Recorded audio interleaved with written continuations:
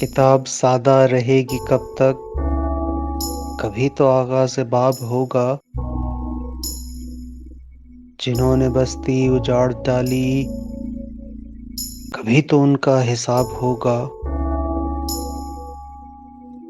शहर की खुशियाँ मनाने वालों, शहर के तेवर बता रहे हैं।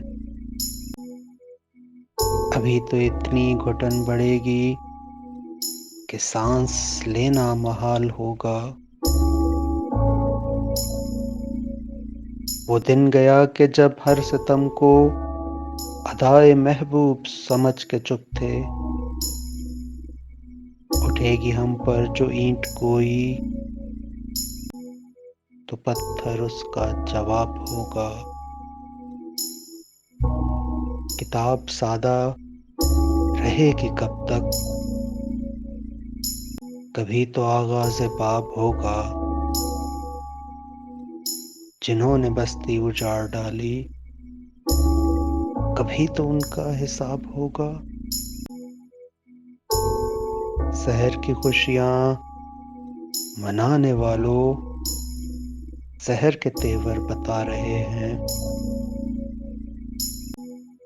अभी तो इतनी घुटन बढ़ेगी कि सांस लेना महाल होगा।